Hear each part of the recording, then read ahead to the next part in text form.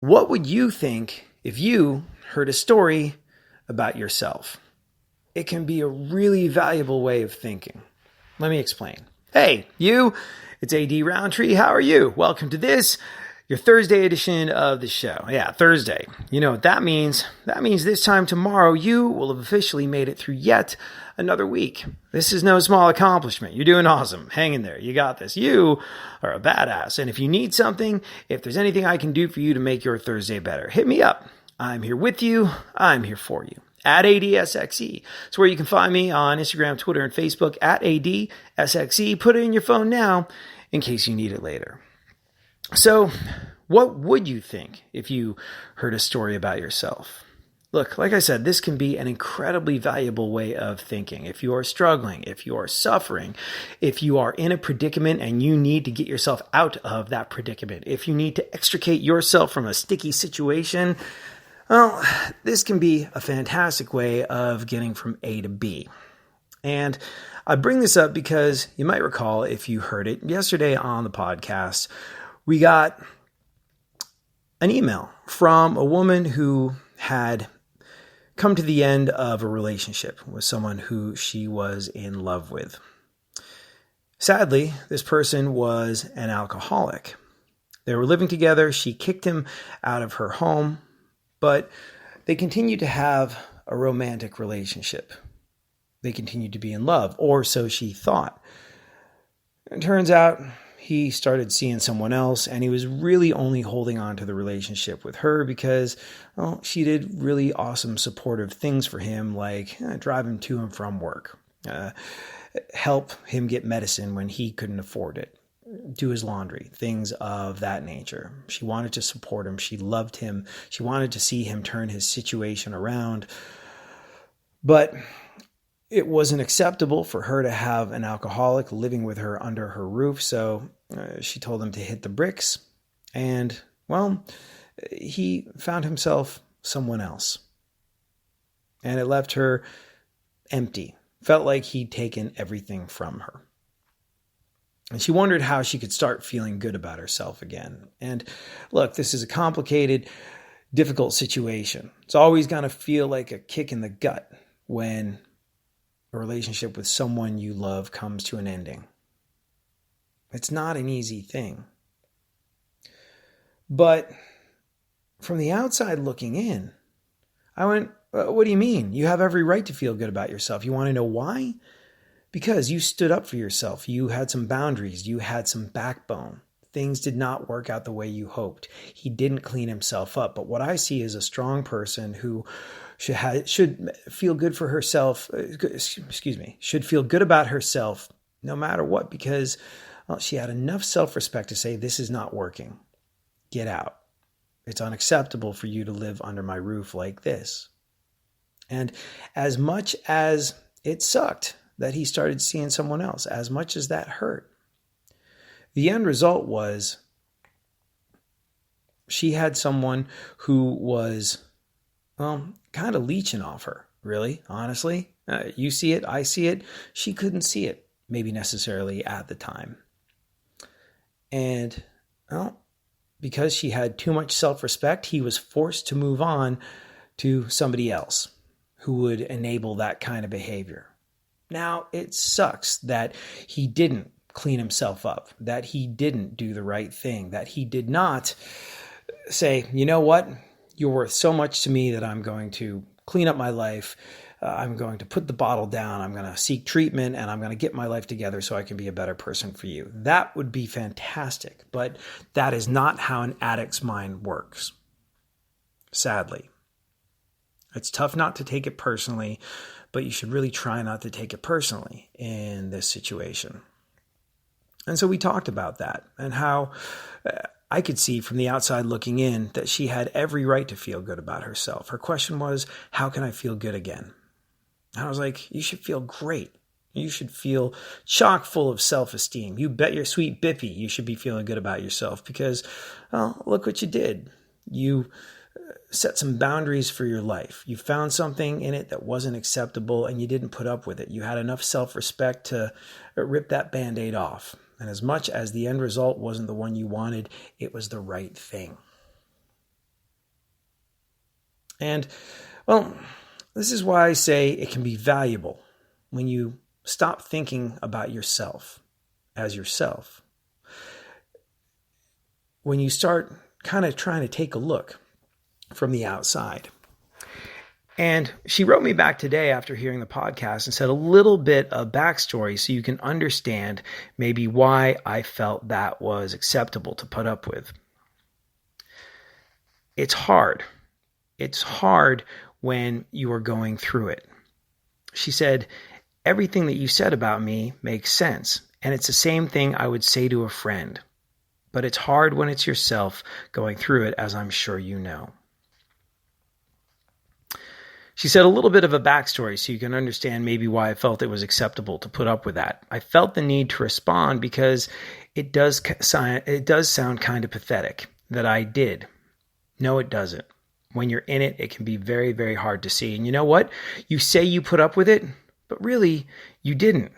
You set a boundary. You said, this is not acceptable in my life. You're going to have to get out. It's not pathetic. You identified a problem and you did something about it. Shows a lot of courage, gumption, strength, and backbone. Not pathetic, just so we clear that up right now.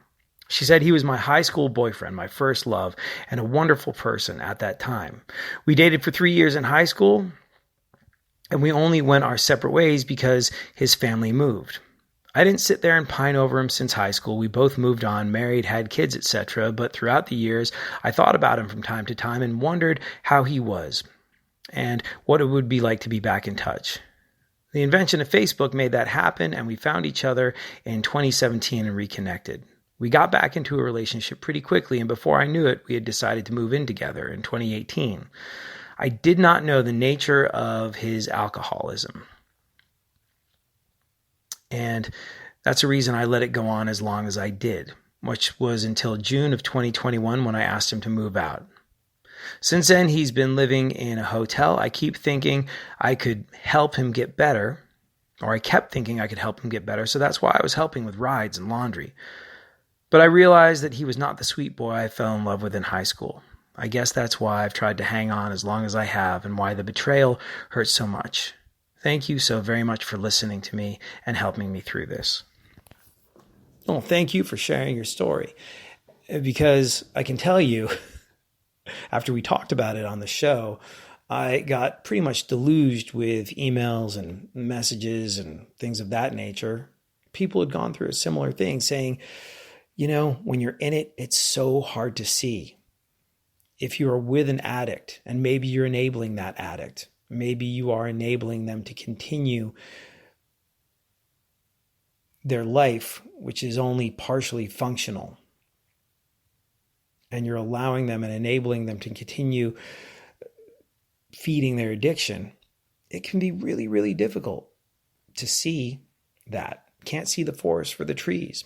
And that's the thing that I heard over and over again from people that messaged me about your story. One, they're proud of you for standing up for yourself, for having some backbone, for recognizing that you were worth more than the situation you were in, and realizing this was an unhealthy thing and you had to draw a line somewhere. And not only that, everyone who messaged me about this had a similar experience where they were in it and didn't see it at the time.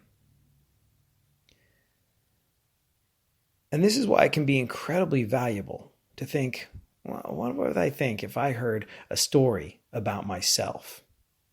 You're struggling, you're suffering, you're unhappy about something, anything, any kind of problem, any struggle. It doesn't have to be a relationship thing. It doesn't have to have anything to do with relationships with people who are addicts. It doesn't have to do anything. It doesn't have to have anything to do with anything we're discussing. But for you, for me, for all of us, for people in this situation, it can be so valuable to try your very best to step outside of yourself. If you are struggling, if you are suffering, if you have a problem that you are ill-equipped to overcome and you're trying to figure it out, this is what I do, or this is what I've been told to do. And when I can remember to do it, it works pretty well.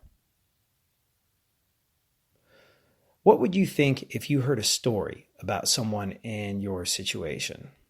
If you heard a story about a woman who fell in love with her childhood sweetheart, reconnected, they moved back in. But things weren't necessarily all that good. He wasn't really functioning. He didn't have it together to have a car. He didn't have it together to do his own laundry. He didn't have it together to be able to hold down a job to make all of these things reality. And on top of that, he had a drinking problem. If you heard a story about someone who reconnected with their high school sweetheart who had become an alcoholic that struggled to hold down a job, what would you say? You'd probably say, oh, that person. Well, there's deep romantic bonds that go all the way back to childhood. Those feelings are strong. Nostalgia is powerful. For the same reason that we like watching old TV shows, we like eating the same cereal that we had as kids, we like going back to the places where we used to hang out as teenagers, we like listening to our favorite records from when we were going through pivotal moments in our lives. Nostalgia is a powerful thing. You would say, they're kind of romanticizing the past, and this is an unhealthy situation, and it probably shouldn't be allowed to continue.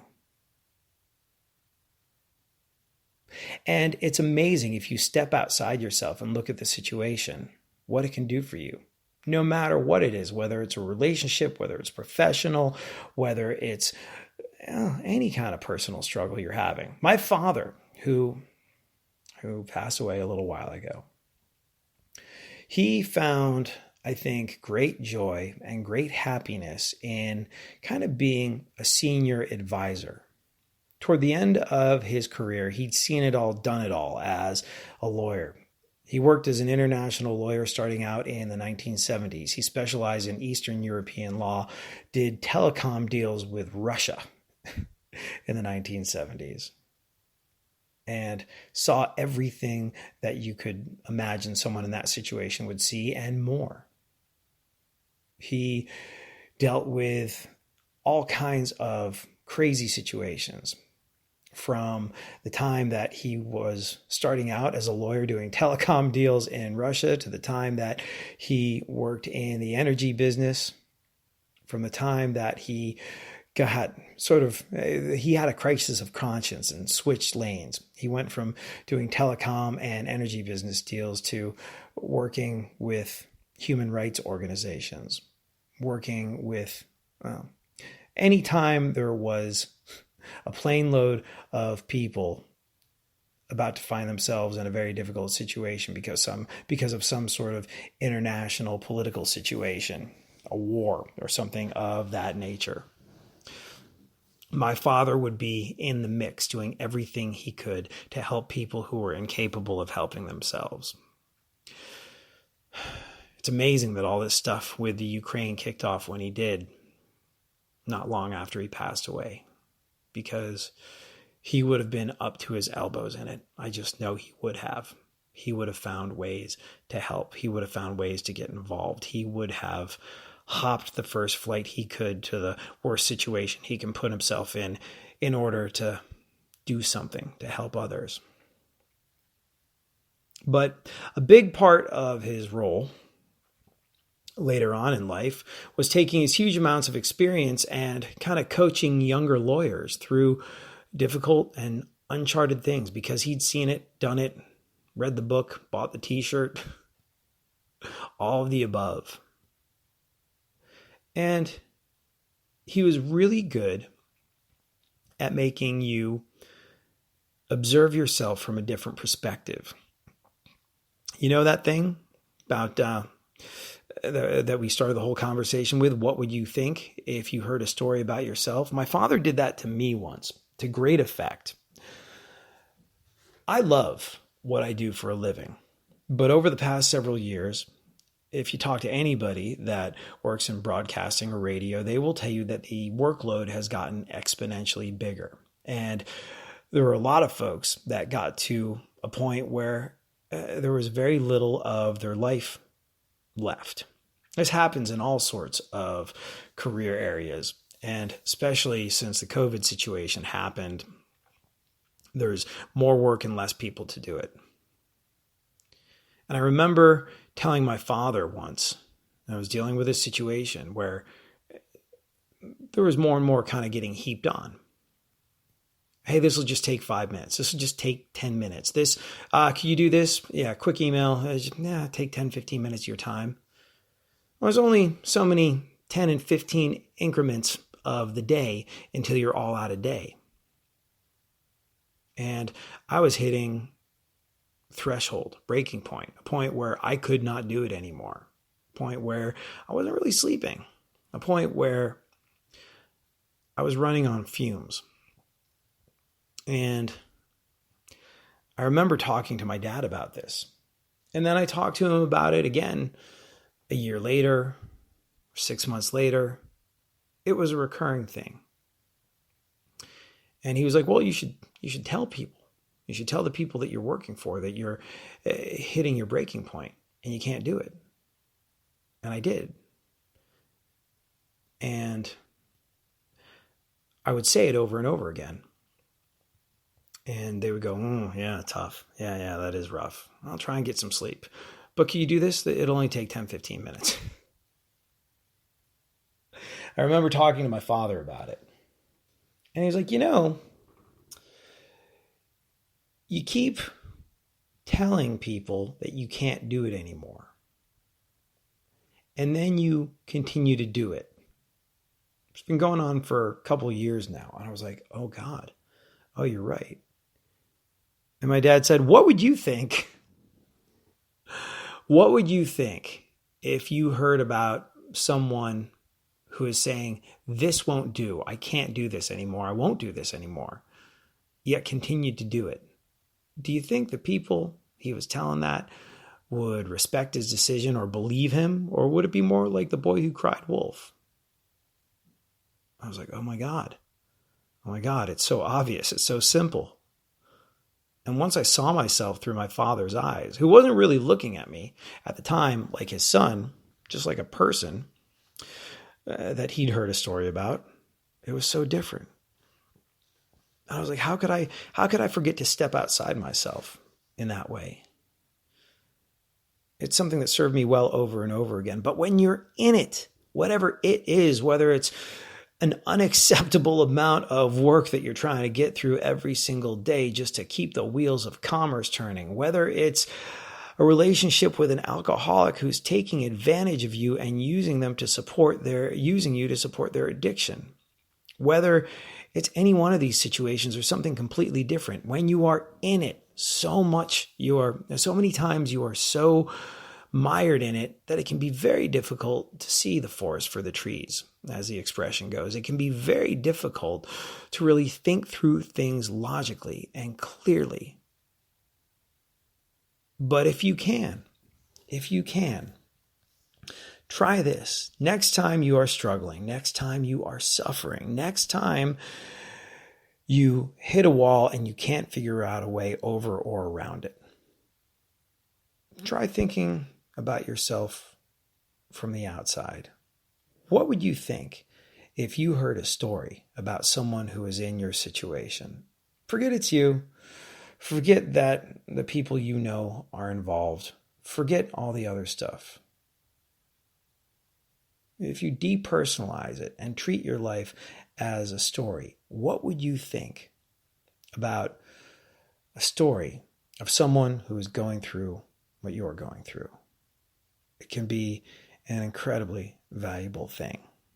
And not only that, when you start picturing it in that way, when you start thinking of your situation, your struggles as a story, well, it gives you the opportunity to write your own. That is it for me. Thank you so much for hanging out. Thank you for being a part of my radio family. As always, this time that you and I spent together, it's the best part of my day. I'll be back tomorrow. We'll do it all over again. Have a great one. Later.